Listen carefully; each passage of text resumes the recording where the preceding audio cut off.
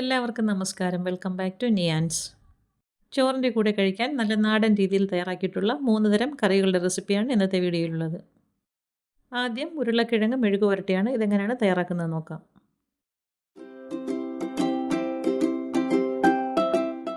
ഈ മെഴുക് പുരട്ടി തയ്യാറാക്കുന്നതിന് വേണ്ടി 3 ഉരുളക്കിഴങ്ങ് തൊലിയൊക്കെ കളഞ്ഞ് നന്നായിട്ട് കഴുകി വൃത്തിയാക്കി എടുത്തിട്ടുണ്ട്. ഇനി ഇതിനെ ഒന്ന് അരിഞ്ഞെടുക്കണം. ആദ്യം നമുക്ക് ഓരോ ഉരുളക്കിഴങ്ങും ഇങ്ങനെയൊന്ന് സ്ലൈസ് ചെയ്തെടുക്കണം. അതിനുശേഷം ഇതിനെ എല്ലാം കൂടി അടുക്കി വെച്ചിട്ട് നീളത്തിലൊന്ന് അരിഞ്ഞെടുക്കാം. അപ്പോൾ ഇങ്ങനെ അരിഞ്ഞെടുക്കുന്നത് കൊണ്ട് തന്നെ ഒരേ വലിപ്പത്തിൽ ഉരുളക്കിഴങ്ങ് റെഡിയായി കിട്ടും. അപ്പോൾ ഇതേപോലെ കൂട്ടി വെച്ചതിന് ശേഷം ഇനി ഇതേപോലെ ഒന്ന് നീളത്തിൽ അരിഞ്ഞെടുക്കാം. അപ്പോൾ എടുത്തു വെച്ചിരിക്കുന്ന ഉരുളക്കിഴങ്ങ് മൂന്നും ഈ ഒരു രീതിയിൽ മുഴുവനായിട്ട് അരിഞ്ഞെടുക്കാം. നമുക്ക് ഉരുളക്കിഴങ്ങ് സാധാ മെഴുക് പുരട്ടിയല്ല, ഇത് കുറേ സാധനങ്ങളൊക്കെ വറുത്ത് പൊടിച്ചിട്ട് മെഴുക് പുരട്ടി തയ്യാറാക്കി എടുക്കുന്നതാണ്. ഒരു സ്പെഷ്യൽ മെഴുക് പുരട്ടിയാണ്. അപ്പം ഈ ഒരു രീതിയിൽ എല്ലാം അരിഞ്ഞെടുത്ത് മാറ്റി വയ്ക്കാം.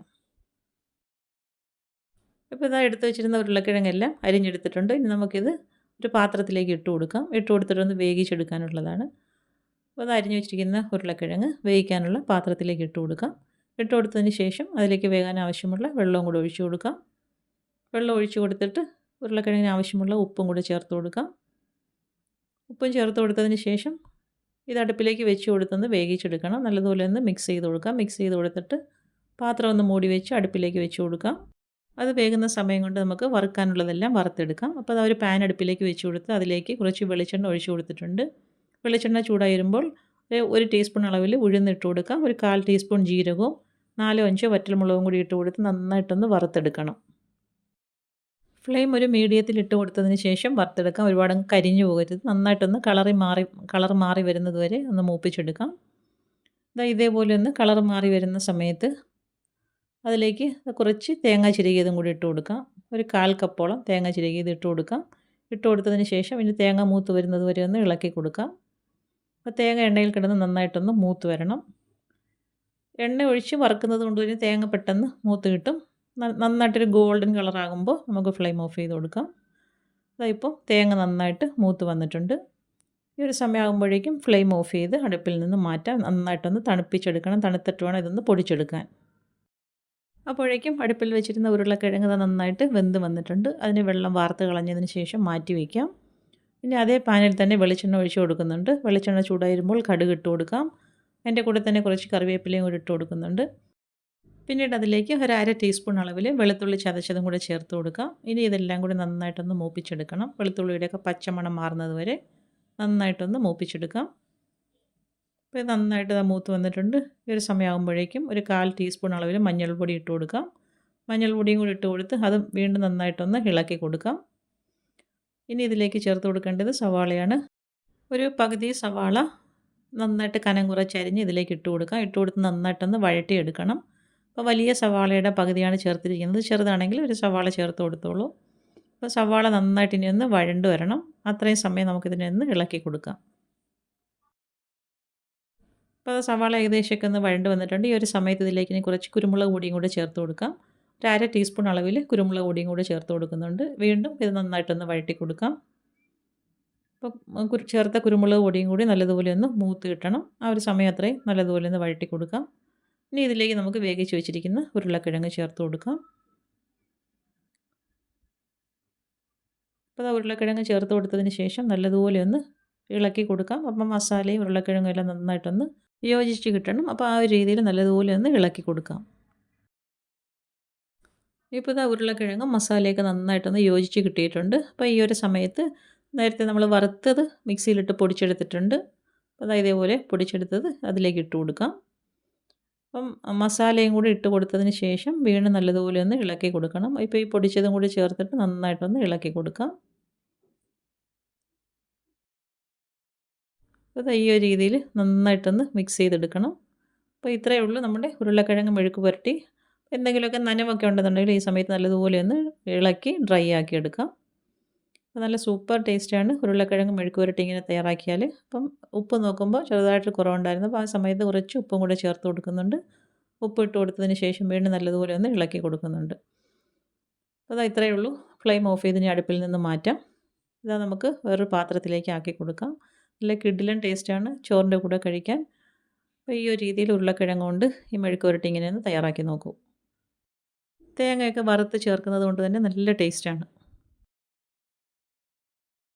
അടുത്തത് മുട്ട കൊണ്ട് തയ്യാറാക്കിയ രസമാണ്. ഇതെങ്ങനെയാണ് ചെയ്യുന്നതെന്ന് നോക്കാം.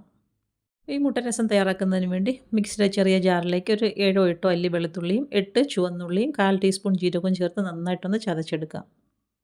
ഇതാ ഈ ഒരു രീതിയിൽ ചതച്ചെടുത്തിട്ടുണ്ട്. ഇനി കുറച്ച് പുളി ഒരു പാത്രത്തിലേക്ക് ഇട്ട് കൊടുത്ത് വെള്ളം ഒഴിച്ചു കൊടുത്ത് കുതിരാൻ വേണ്ടി ഒന്ന് മാറ്റി വയ്ക്കാം. ഇത് രസം തയ്യാറാക്കാൻ വേണ്ടി പാത്രം അടുപ്പിൽ വെച്ച് കൊടുത്തിട്ടുണ്ട്. വെളിച്ചെണ്ണ ഒഴിച്ചെടുത്ത് ചൂടാകുമ്പോൾ അതിലേക്ക് കടുകും കറിവേപ്പിലയും കുറച്ച് ചുവന്നുള്ളിയും കൂടി ഇട്ട് കൊടുത്ത് നന്നായിട്ടൊന്ന് മൂപ്പിച്ചെടുക്കണം. ഇത് നല്ലതുപോലെ മൂത്ത് വരുന്ന സമയത്ത് നമ്മൾ ചതച്ച് വെച്ചിരിക്കുന്ന എല്ലാം കൂടി ഇതിലേക്ക് ഇട്ട് കൊടുക്കാം. ഇട്ട് കൊടുത്ത് നന്നായിട്ടൊന്ന് വഴറ്റിയെടുക്കാം.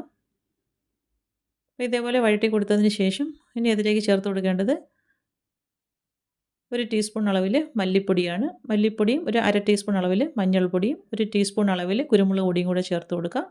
പിന്നീട് ഒരു 1/2 ടീസ്പൂൺ അളവിൽ കായപ്പൊടിയും കൂടി ചേർത്ത് കൊടുക്കുന്നുണ്ട്. ഇതെല്ലാം കൂടി നന്നായിട്ടൊന്ന് മിക്സ് ചെയ്ത് കൊടുക്കാം. നന്നായിട്ട് ഇതിൻ്റെ പച്ചമണമൊക്കെ മാറി വരണം. ആ സമയത്ത് കുതിർത്ത് വെച്ചിരുന്ന പുളി ഇതിലേക്ക് ഒഴിച്ചു കൊടുക്കാം. അതിൻ്റെ കൂടെ തന്നെ ആവശ്യത്തിനുള്ള വെള്ളവും കൂടി ചേർത്ത് കൊടുക്കണം. വെള്ളവും ചേർത്ത് കൊടുത്ത് ഇതിലേക്ക് ആവശ്യത്തിനുള്ള ഉപ്പിട്ട് കൊടുക്കാം. ഉപ്പ് ഇട്ട് കൊടുത്തതിന് ശേഷം ഈ മൂടി വെച്ച് നന്നായിട്ടൊന്ന് തിളപ്പിച്ചെടുക്കാം. അപ്പോൾ രസം നന്നായിട്ട് തിളച്ച് വരുന്ന സമയത്ത് ഫ്ലെയിം നല്ലതുപോലെ ഒന്ന് സിമ്മിലാക്കി കൊടുക്കണം. ഈ സമയത്ത് നമുക്കിനി ആവശ്യമുള്ള മുട്ട ഇതിലേക്ക് ഉടച്ചൊഴിച്ച് കൊടുക്കാം. ഉടച്ചൊഴിച്ച് കൊടുത്തതിന് ശേഷം മൂടി വെച്ച് മുട്ട വേകുന്നത് വരെ ഒന്ന് വെയിറ്റ് ചെയ്യാം. പിന്നീട് തുറന്നതിന് ശേഷം ഇതേപോലെ അടിവശം ചെറുതായിട്ടൊന്ന് ഇളക്കി കൊടുക്കാം. അപ്പോൾ മുട്ട നന്നായിട്ട് സെറ്റായി വന്നിട്ടുണ്ട്. അപ്പോൾ ഇത്രയേ ഉള്ളൂ, നമ്മുടെ മുട്ട രസം റെഡിയായി കഴിഞ്ഞു. ഇനി ഇതിലേക്ക് കുറച്ച് മല്ലിയിലയും കൂടി ഇട്ട് കൊടുക്കാം. നല്ല സൂപ്പർ ടേസ്റ്റാണ്. ഈ ഒരു രീതിയിൽ മുട്ട രസം തയ്യാറാക്കി നോക്കൂ. അടുത്തത് പപ്പടം കൊണ്ട് തയ്യാറാക്കിയിട്ടുള്ള തോരനാണ്. ഇതെങ്ങനെയാണ് ചെയ്യുന്നതെന്ന് നോക്കാം. തോരൻ വയ്ക്കാൻ ആവശ്യമുള്ള അത്രയും പപ്പടം എടുത്ത് വയ്ക്കാം. പപ്പടം നന്നായിട്ടൊന്ന് കുടഞ്ഞ് അതിൻ്റെ പൊടിയൊക്കെ ഒന്ന് കളഞ്ഞെടുക്കണം. ഇനി ഇത് ഓരോന്നെടുത്ത് വെള്ളത്തിലേക്ക് ഇട്ട് കൊടുത്തൊന്ന് കുതിർത്തെടുക്കണം. 2 സൈഡും തിരിച്ചും മറിച്ചും നല്ലപോലെ ഒന്ന് കുതിർത്തെടുക്കാം. കുതിർത്തതിന് ശേഷം വെള്ളം നന്നായിട്ടൊന്ന് വാർത്ത് കളഞ്ഞിട്ട് ഇനി ഒന്ന് ചുരുട്ടിയെടുക്കണം. അപ്പോൾ ഇതേപോലെ നന്നായിട്ട് ഇതിനെ ഒന്ന് ചുരുട്ടിയെടുക്കാം. ചെറുതായിട്ട് വളരെ കനം കുറച്ച് വേണം ചുരുട്ടിയെടുക്കാൻ. ഇങ്ങനെ ചുരുട്ടിയെടുത്തതിന് ശേഷം ചെറിയ ചെറിയ പീസസായിട്ട് ഇതിനെ ഒന്ന് മുറിച്ചെടുക്കാം. ഇതേപോലെ ഇങ്ങനെ ഒന്ന് ചെറിയ ചെറിയ കഷ്ണങ്ങളായിട്ട് മുറിച്ചെടുക്കാം. അപ്പോൾ എടുത്ത് വെച്ചിരിക്കുന്ന പപ്പടം എല്ലാം ഈ ഒരു രീതിയിൽ ചുരുട്ടിയതിന് ശേഷം മുറിച്ചെടുക്കാം. പെട്ടെന്ന് തന്നെ ഇതിങ്ങനെ ചെയ്തെടുക്കാൻ പറ്റും. ഓരോന്നും വെള്ളത്തിലിട്ട് കുതിർത്തതിന് ശേഷം ചുരുട്ടിയിട്ട് ഇങ്ങനെയൊന്ന് മുറിച്ചെടുക്കാം. അപ്പോൾ അങ്ങനെ എടുത്ത് വെച്ചിരുന്ന പപ്പടം എല്ലാം ഈ ഒരു രീതിയിൽ മുറിച്ചെടുത്തിട്ടുണ്ട്. അപ്പോൾ ഇതിനി അങ്ങോട്ട് മാറ്റി വയ്ക്കാം. ഇനി നമുക്ക് തോരൻ തയ്യാറാക്കാൻ വേണ്ടി അരപ്പ് തയ്യാറാക്കിയെടുക്കണം. അതിനുവേണ്ടി മിക്സിയുടെ ജാറിലേക്ക് തേങ്ങ ചിരകിയത് ചേർത്ത് കൊടുക്കാം. നമുക്ക് ആവശ്യമുള്ളത്രയും തേങ്ങ ഇട്ട് കൊടുക്കാം. പിന്നീട് അതിലേക്ക് ഒരു 1/2 ടീസ്പൂൺ അളവിൽ മുളക് പൊടി ചേർത്ത് കൊടുക്കുക. ഒരു നുള്ളു മഞ്ഞൾപ്പൊടിയും കൂടി ചേർത്ത് കൊടുക്കുന്നുണ്ട്. പിന്നീട് ഒരു പച്ചമുളക് ചേർത്ത് കൊടുക്കാം. ഒരു 3 4 ചുവന്നുള്ളിയും കൂടി ഇട്ട് കൊടുക്കാം. ഇട്ട് കൊടുത്തതിന് ശേഷം ഇതിനെ ഒന്ന് ചതച്ചെടുക്കാം. അപ്പോൾ ഈ ഒരു രീതിയിൽ ഇതിനെ ഒന്ന് ചതച്ചെടുത്ത് മാറ്റി വയ്ക്കാം. ഇനി തോരൻ വയ്ക്കാനുള്ള ചട്ടി അടുപ്പിലേക്ക് വെച്ച് കൊടുത്ത് വെളിച്ചെണ്ണ ഒഴിച്ച് കൊടുത്ത് ചൂടാകുമ്പോൾ അതിലേക്ക് 2 വറ്റൽമുളകും കുറച്ച് കറിവേപ്പിലയും ഇട്ട് കൊടുക്കാം. അതിൻ്റെ കൂടെ തന്നെ ഒരു 1/2 ടീസ്പൂൺ അളവിൽ വെളുത്തുള്ളി ചതച്ചതും 1/2 ടീസ്പൂൺ അളവിൽ ഇഞ്ചി ചതച്ചതും കൂടി ചേർത്ത് കൊടുക്കാം. ഇനി അത് നന്നായിട്ടൊന്ന് മൂപ്പിച്ചെടുക്കണം. വെളുത്തുള്ളിയുടെയും ഇഞ്ചിയുടെയൊക്കെ പച്ചമണം മാറുന്നത് വരെ നന്നായിട്ടൊന്ന് വഴറ്റി കൊടുക്കാം. വെളുത്തുള്ളി ഇഞ്ചിയൊക്കെ നന്നായിട്ട് മൂത്ത് വരുന്ന സമയത്ത് അതിലേക്ക് ഒരു സവാള ചേർത്ത് കൊടുക്കാം. സവാള ഇതേപോലെ ചെറിയ ചെറിയ സ്ക്വയർ പീസസായിട്ട് കട്ട് ചെയ്തതാണ്. സവാള ഇട്ട് കൊടുത്തതിന് ശേഷം വീണ്ടും നല്ലതുപോലെ ഒന്ന് വഴറ്റി കൊടുക്കാം. ഈ സവാള എണ്ണയിൽ കിടന്ന് നന്നായിട്ടൊന്ന് വഴണ്ട് വരണം. ആ സമയം അത്രയും നല്ലതുപോലെ ഒന്ന് ഇളക്കി കൊടുക്കാം. അപ്പോൾ സവാള നന്നായിട്ട് വഴണ്ട് വന്നിട്ടുണ്ട്. ഇനി നമുക്കിതിലേക്ക് മസാലകൾ ചേർത്ത് കൊടുക്കാം. 1/2 ടീസ്പൂൺ മുളക് പൊടി ചേർത്ത് കൊടുക്കുന്നുണ്ട്. അതേപോലെ തന്നെ ഒരു നുള്ളു മഞ്ഞൾപ്പൊടിയും കൂടി ചേർത്ത് കൊടുക്കാം. ഇനി വീണ്ടും നല്ലതുപോലെ ഇതിനെ ഒന്ന് വഴറ്റിയെടുക്കണം. അപ്പം മുളക് പൊടിയുടെയും മഞ്ഞൾപ്പൊടിയുടെയൊക്കെ പച്ചമണം മാറുന്നത് വരെ നന്നായിട്ടൊന്ന് മൂപ്പിച്ചെടുക്കാം.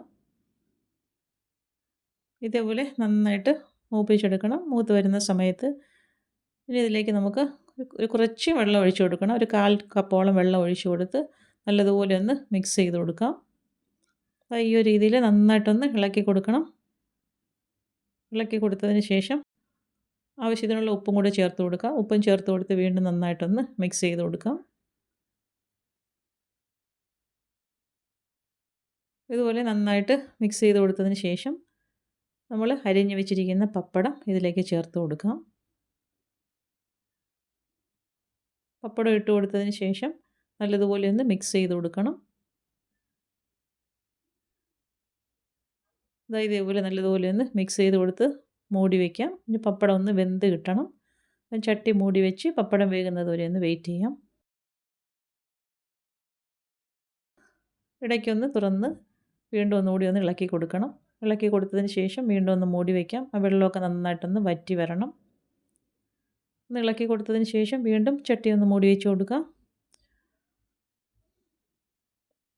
അപ്പോൾ ഇതാ വെള്ളം ഏകദേശമൊക്കെ ഒന്ന് വറ്റി വരുന്നുണ്ട്. അപ്പോൾ ഈ ഒരു സമയത്ത് നമ്മൾ തയ്യാറാക്കി വെച്ചിരിക്കുന്ന അരപ്പും കൂടി ഇതിലേക്ക് ചേർത്ത് കൊടുക്കാം.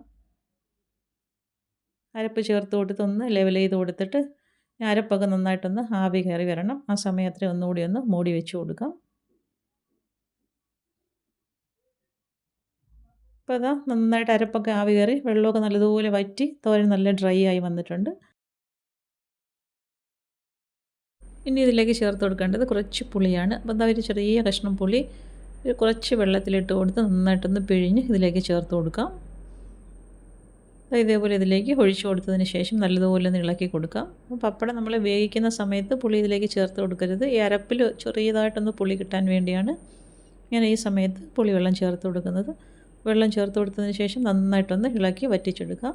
അപ്പോൾ നല്ല കിടിലൻ ടേസ്റ്റാണ്. അപ്പോൾ പപ്പടം കൊണ്ട് ഈ ഒരു തോരൻ ഇങ്ങനെ തയ്യാറാക്കി നോക്കും. അപ്പോൾ ഇന്നത്തെ വീഡിയോ ഇത്രയേ ഉള്ളൂ. ഇഷ്ടമായി ലൈക്ക് ചെയ്ത് സബ്സ്ക്രൈബ് ചെയ്ത് സപ്പോർട്ട് ചെയ്തേക്കൂ. എന്തെങ്കിലുമൊക്കെ അഭിപ്രായങ്ങളുണ്ടെങ്കിൽ കമൻറ്റ് ചെയ്യൂ. വീണ്ടും അടുത്ത വീഡിയോയിൽ കാണുന്നത് വരെ bye from Niyans. Thanks for watching.